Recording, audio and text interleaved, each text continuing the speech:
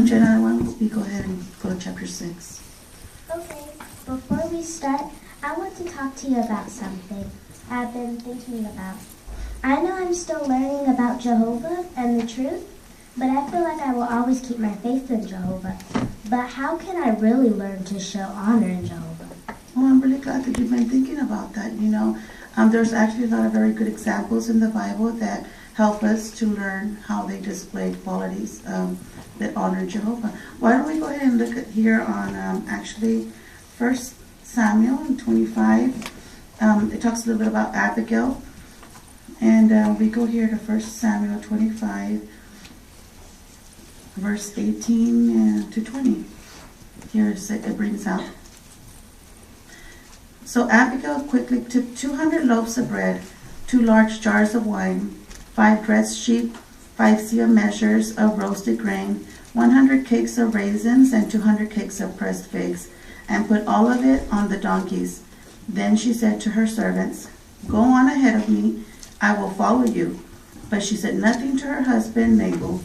While she was riding on the donkeys and going down under cover of the mountain, just then David and his men were coming down toward her, and she met them.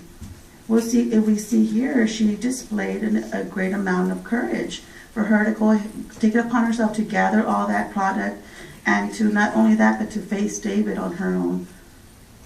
And there's another here on the same chapter 25, 18 and 24 to 26.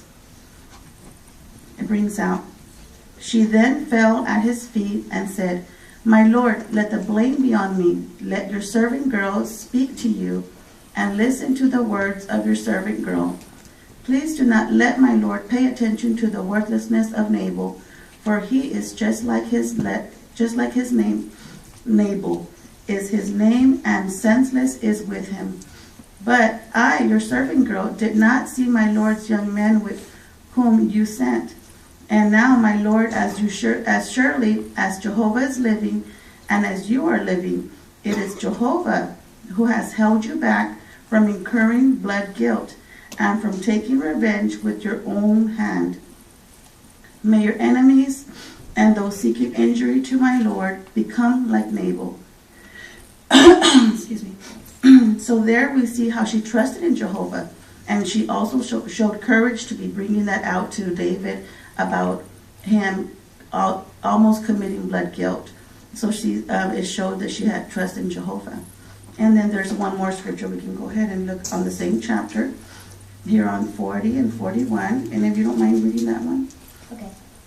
So David's servants came to Abigail at Carmel and said to her, "David has sent us to you to take you as his wife." She immediately rose up and bowed with her face to the ground and said, "Here is your slave as a servant to wash the feet of the servants of my lord." That's right. And so what quality do you think that she showed there? Humility, that she would offer to wash the feet of David's own servants, just like Jesus did with his apostles. Good point. That's right. So we see that Abigail and there's a lot of others in the Bible who have displayed many examples that show honor to Jehovah. They've showed courage, trusting in Jehovah, and humility, and many more qualities that honored him. Why don't we go ahead and get started on the chapter 6? Okay.